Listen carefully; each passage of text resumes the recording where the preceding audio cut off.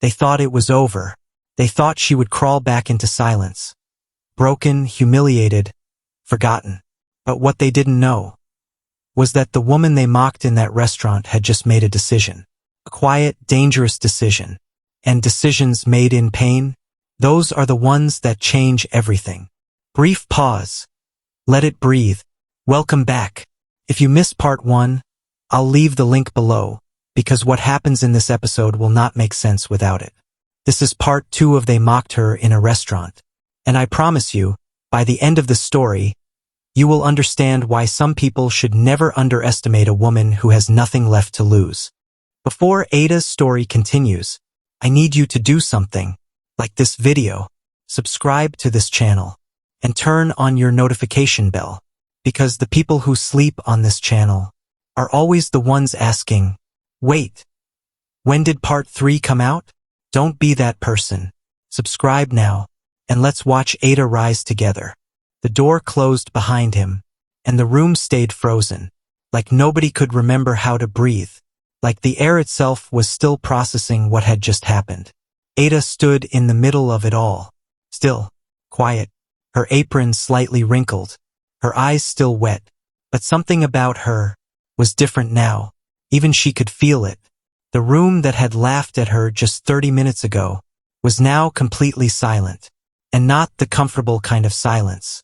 The kind that comes after shame, after exposure, after truth. The manager was the first to move. He cleared his throat awkwardly, adjusted his collar, and turned to Ada with an expression she had never seen on his face before. Not authority, not impatience, not irritation, but something unfamiliar, discomfort. Ada, he began. She looked at him, calm, steady. We'll need to talk. Tomorrow morning.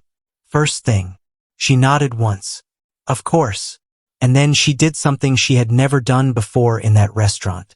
She walked away from him, without waiting to be dismissed, without asking permission, without shrinking. She simply walked, and nobody stopped her. Behind her, she heard the guests at the table begin to murmur amongst themselves. Nervous voices, uncomfortable adjustments. The woman in red called for her bill quietly. No more laughter, no more performance. Just a woman who wanted to leave as quickly as possible. Ada didn't look back. She pushed through the kitchen doors and stood alone in the back room, the same wall she had leaned against earlier that night. But this time, she didn't feel broken. She pressed her back against it, closed her eyes, and exhaled, slowly, deeply, completely. Chinedu appeared beside her again. He didn't say anything at first, just stood there. Then quietly, did that actually just happen? Ada opened her eyes, and for the first time that whole evening, she laughed. A real one. Soft, disbelieving, overwhelmed. I don't know, she whispered. Chinedu shook his head slowly. The whole kitchen heard everything. He paused. Ada, he bought the place. She nodded slowly, still processing it herself. And he wants you to run it. She didn't respond, because the words still didn't fully feel real. She was a waitress. She had always been a waitress. She came in early, stayed late, smiled through insults, swallowed pain. That was her life. That was what she knew. And now someone was telling her that her life was about to become something else entirely. Can you do it? Chinedu asked quietly. Ada looked at him. I have no idea, she said honestly. He nodded. Good. She frowned. What do you mean good? He smiled slightly. The people who are too sure are usually the ones who aren't ready. Ada stared at him, and then slowly, she smiled back. She didn't sleep that night. She lay on her small mattress in her one-room apartment, staring at the ceiling, thinking. Her whole life she had been taught to want small things, to ask for little, to expect less, because wanting too much led to disappointment, and disappointment was something she had already had enough of. But now, something had shifted. A door had opened, not by her hand, but by someone who remembered her hand. She thought about that night in the rain. She had almost not stopped.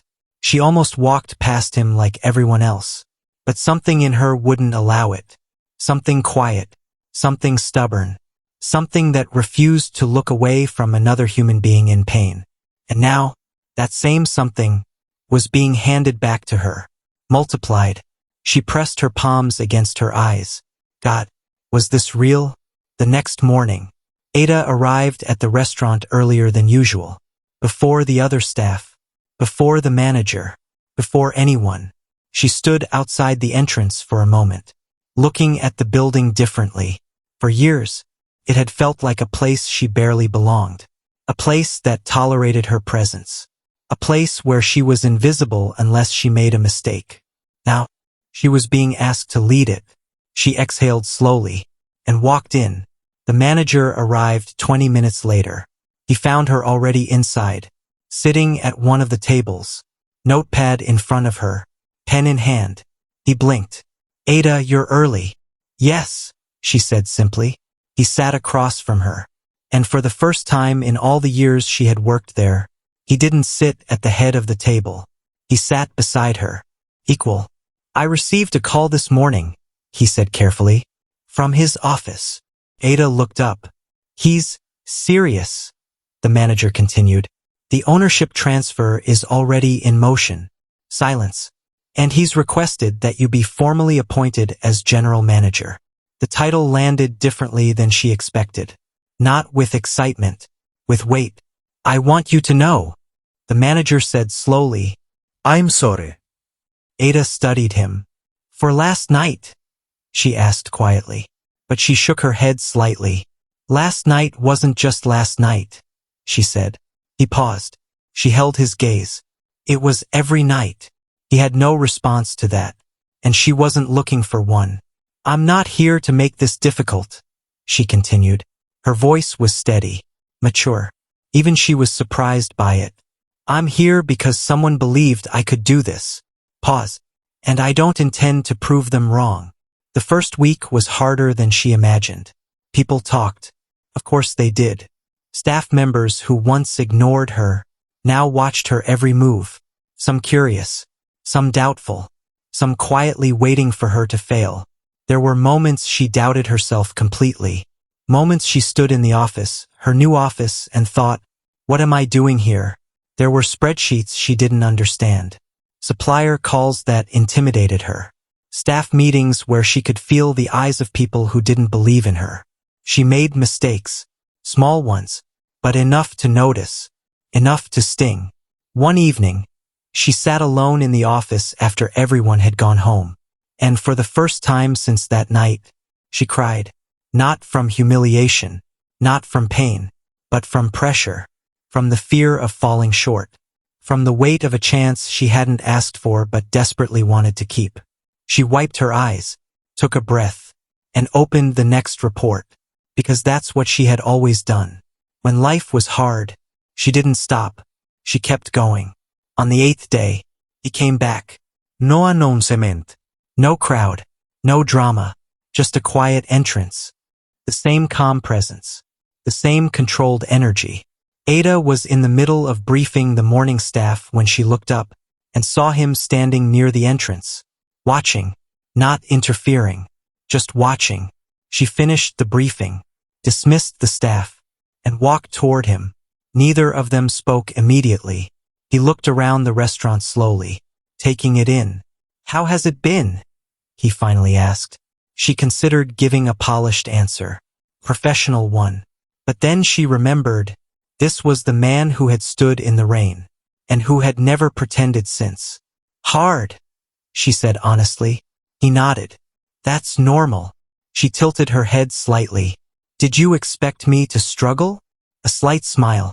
I expected you to push through it. A pause. There's a difference. She looked at him. Why do you have so much confidence in me? He was quiet for a moment. Then, because I watched you make a decision once that most people never make. Pause. You chose to see someone when everyone else chose to look away. He met her eyes. That kind of vision doesn't just apply to people on the street. Another pause. It applies to everything. Ada felt something settle inside her. Somewhere deep. I don't even know your name, she said softly. He paused. and something shifted slightly in his expression. Almost amused. Almost warm. "Emeka," he said. She repeated it quietly. "Emeka." He nodded once, and for the first time, he extended his hand. She took it. A handshake. Simple. But it felt like a beginning. What she didn't know was that not everyone had accepted the new reality. 3 tables away, sitting behind a menu she wasn't really reading, was the woman in red. Back again.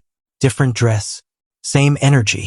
She had been watching since Ada walked in that morning, and the look in her eyes was not one of respect or acceptance. It was something else entirely. Calculation. She lowered the menu slightly. Her eyes moved between Ada and Emeka, and the smallest, most dangerous smile crossed her lips. She wasn't done. Not even close. Ada felt good that afternoon. Better than she had all week. The conversation with Emeka had given her something she didn't realize she needed. Not instruction. Not resources. Just belief. She was walking back through the dining area when one of the young waitresses stopped her. Nervous. Fidgeting. "Mom." Ada paused. "Mom." She wasn't used to that yet. "There's a woman at table 4, the waitress said quietly. "She's been asking questions." Ada frowned. "What kind of questions?" The waitress hesitated. "About you." Pause. "About how long you've been managing." Pause. "And about him." Something shifted in Ada's chest. She turned slowly toward table 4 and froze. The woman in red looked up at exactly the same moment. Their eyes met, and this time, the woman didn't look away. She smiled, slowly, deliberately, and raised her glass slightly, like a greeting or a warning. Ada held her gaze, didn't flinch, didn't look away, because she wasn't the same woman who stood trembling with a tray anymore. And whoever this woman thought she was dealing with was about to find out. They tried to put her back in a box she had already outgrown. But some people are not built to shrink. If you're watching this and someone has ever made you feel like you don't belong, this story is for you. Part 3 is coming, and trust me, you don't want to miss what Ada does next. Like, subscribe, and drop a comment. Are you on Ada's side, or do you think the woman in red has a point? Let's talk.